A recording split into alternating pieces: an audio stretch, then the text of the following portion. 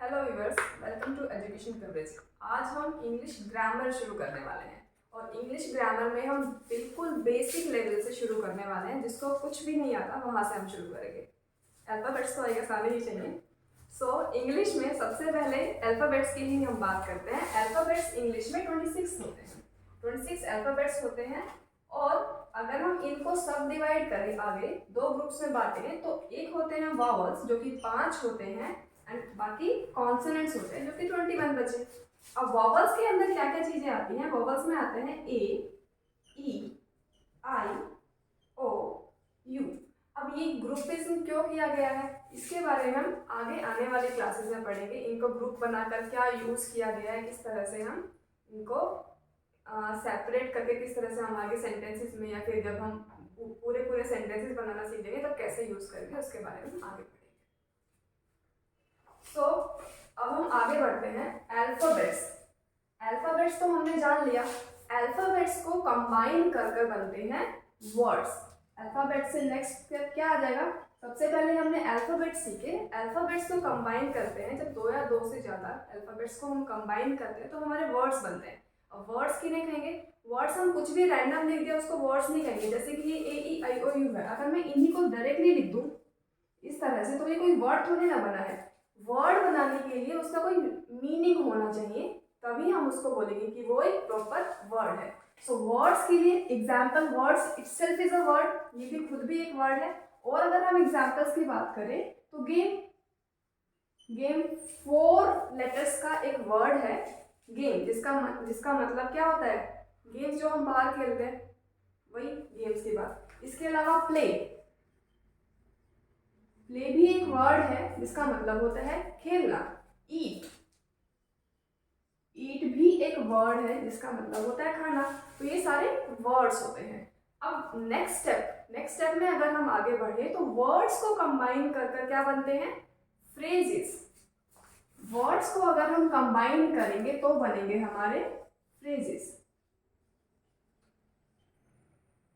And closes.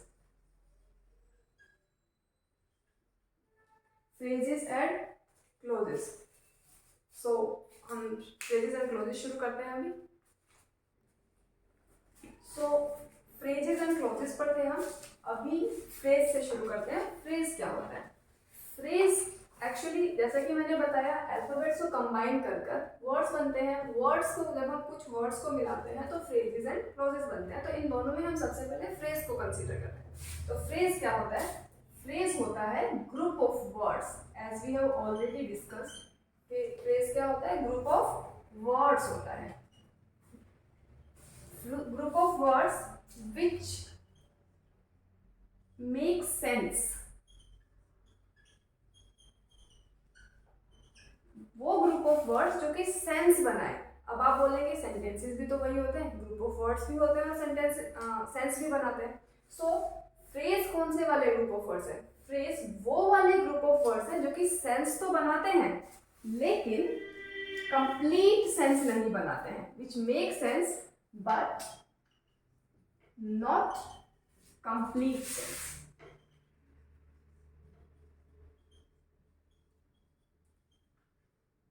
Complete sense नहीं बनाते हैं। एग्जाम्पल के लिए अगर हम एग्जाम्पल देखना चाहें तो एग्जाम्पल क्या होगा? अंडर द ट्री,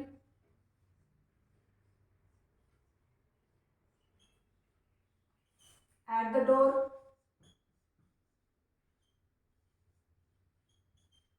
ये सारे एग्जाम्पल्स होते हैं फ्रेजेस के। जैसे कि अंडर द ट्री एक मीनिंग निकल कर आ रहा है, हाँ पेड़ के नीचे। अब पेड़ के नीचे क्या क्या है? पेड़ के नीचे कुछ रखा है, कोई बैठा है, क्या है पेड़ के नीचे? हमें कुछ कंप्लीट सेंस नहीं मिल रहा है, कंप्लीट मीनिंग नहीं मिल रहा है। एट द डोर, डोर पर है लेकिन कौन है डोर पर? क्या रखा है? कुछ सामान रखा है, कोई आदमी आया है, डोरबेल बजाई है, क्या हो क्या रहा है डोर पर? कुछ भी उसके बारे में इंफॉर्मेशन नहीं दी गई है। तो इनको बोलते हैं हम फ्रेजेस, जो कि एक साथ ही यूज होते हैं। ये ग्रुप ऑफ वर्ड्स है, ये साथ में ही यूज होते हैं किसी भी सेंटेंस को मॉडिफाई करने के लिए। मॉडिफाई का मतलब उसको कंप्लीट मीनिंग, उसको थोड़ा बेटर ट्रीट करने, बेटर मीनिंग देने के लिए। एग्जाम्पल के लिए, एग्जाम्पल अगर मैं बोलूं, राम इज सिटिंग, ये सेंटेंस मैंने बोला राम इज सिटिंग। सेंटेंस में सब्जेक्ट, वर्ब और होना चाहिए सब्जेक्ट वर्ब का पेयर, वो है इसके अंदर। राम इज सिटिंग, लेकिन राम बैठा है, बैठ रहा है, एग्जैक्ट मीनिंग नहीं मिल पा रहा, क्या कहाँ बैठा है, क्या कर रहा है। तो Ram is sitting under the tree, Ram पेड़ के नीचे बैठा है। तो ये अब complete, Ram is sitting information दे रहा था, लेकिन अंडर द ट्री ने उसी इंफॉर्मेशन को थोड़ा सा मॉडिफाई कर हमें बताया। सो अभी हमें कंप्लीट सेंस मिल रहा है। सो फ्रेज क्या होते हैं, वो ग्रुप ऑफ वर्ड्स होते हैं जो कि सेंस तो देते हैं बट कंप्लीट सेंस नहीं देते हैं, उन्हें हम बोलते हैं फ्रेजेस। सो फ्रेजेस हमने देख लिए, अब हम आते हैं क्लॉज पर। सो क्लॉज क्या होते हैं, जैसा कि मैंने बताया फ्रेजेस एंड क्लॉजेस दोनों ही वर्ड्स के कॉम्बिनेशन से बनते हैं। सो क्लॉजेस भी क्या है, ग्रुप ऑफ वर्ड्स है।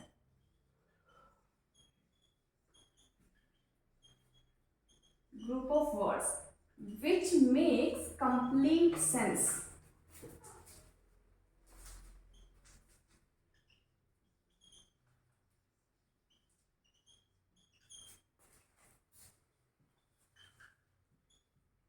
So clauses क्या है, वो ग्रुप ऑफ वर्ड्स हैं जो कि कंप्लीट सेंस देते हैं। जैसे कि फ्रेज में हमने पढ़ा था कंप्लीट सेंस नहीं दे रहे थे, under a tree, under the tree, at the door, इस तरह के जो ग्रुप ऑफ वर्ड्स होते हैं वो कंप्लीट सेंस नहीं देते, वो सेंटेंस को मॉडिफाई करने के काम आते हैं। लेकिन क्लोज क्या है, क्लोज क्या है, ग्रुप ऑफ वर्ड्स होते हैं जो कंप्लीट सेंस देते हैं। अब कुछ भी हो, कंप्लीट सेंस तो तभी आएगी जब उसके अंदर सब्जेक्ट वर्ब का कॉम्बिनेशन होगा। सो क्लोज का एक और इम्पोर्टेंट पॉइंट है, वो क्या है, it has subject verb combination.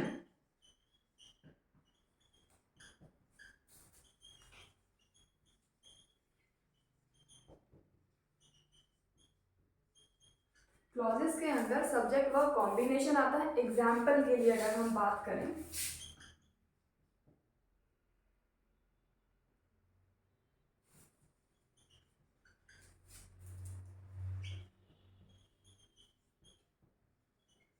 Ram is eating, Ram खा रहा है, हमें सेंस मिल रही है कि वो खा रहा है, खाना खा रहा है। तो अगर आपको और भी ज़्यादा डिटेल्ड सेंटेंस देना तो Ram is eating the food, आप ऑब्जेक्ट ऐड कर सकते हैं। अगर आप ऑब्जेक्ट ऐड नहीं करते तो भी एक मीनिंग दे रहा है, एक सेंस दे रहा है।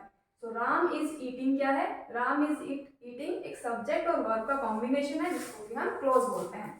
This is subject here and ये क्या है, हमारा वर्ब है। अब सब्जेक्ट क्या होता है, वर्ब क्या होता है, ये हम आगे आने वाले क्लासेस में पढ़ेंगे। सो अभी के लिए क्या है, ये हमारा क्लोज होता है। अब आप बोलेंगे कि सब्जेक्ट और वर्ब के कॉम्बिनेशन से तो सेंटेंसेस ही बनते हैं, तो हाँ हम कह सकते हैं कि क्लोज क्या होता है, कोई भी सिंपल सेंटेंस को भी हम क्लोज बोल सकते हैं। Any simple substance, sorry, not substance, it's sentence. So any simple sentence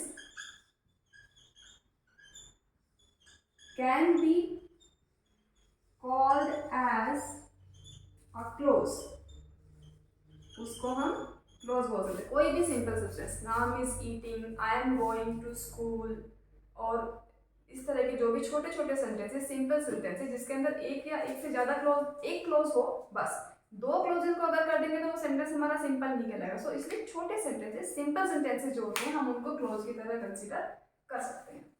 so closes हमने देखा, क्लोज क्या होता है कि ग्रुप ऑफ वर्ड्स होता है जो कि कंप्लीट सेंस, कंप्लीट मीनिंग दे रहा होता है। तो अब हम इसके टाइप्स की बात कर लेते हैं।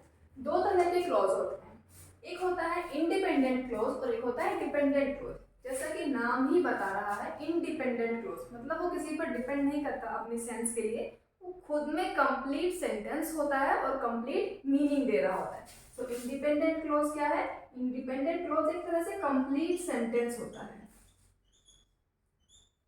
कंप्लीट सेंटेंस होता है और कंप्लीट मीनिंग भी दे रहा होता है। क्लोज कंप्लीट मीनिंग तो देते ही हैं।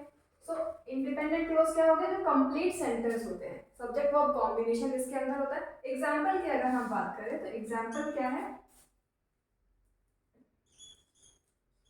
I was walking, I was walking, मैं वॉक कर रही थी। या फिर राम हैड डिनर, राम ने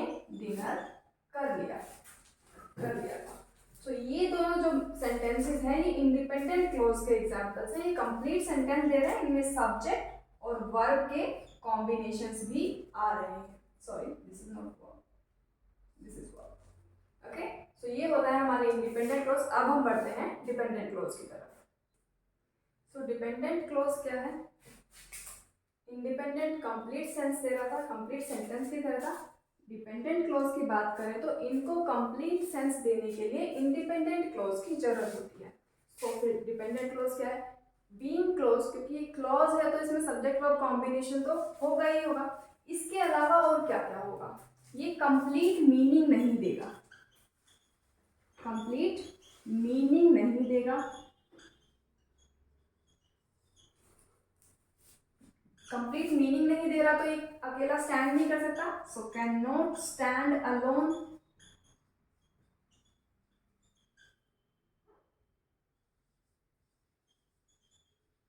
it can not stand alone, अकेला नहीं रह सकता, अकेले का कोई मीनिंग नहीं होगा। एग्जाम्पल की अगर हम बात करें तो एग्जाम्पल क्या क्या है?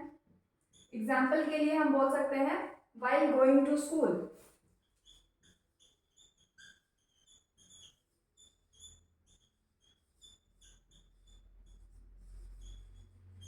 व्हाइल गोइंग टू स्कूल, ये हमारा डिपेंडेंट क्लोज है जिसका कोई खास मीनिंग निकल कर नहीं आ रहा। हमें स्कूल जाते हुए, स्कूल जाते हुए का कोई कंप्लीट मीनिंग नहीं निकल कर आ रहा है, उसके लिए मुझे इंडिपेंडेंट क्लोज की जरूरत पड़ेगी इस सेंटेंस का मीनिंग निकालने के लिए। एग्जाम्पल के लिए व्हाइल गोइंग टू स्कूल, इसी को कंप्लीट कर लेते हैं। While going to school I took my sister with me,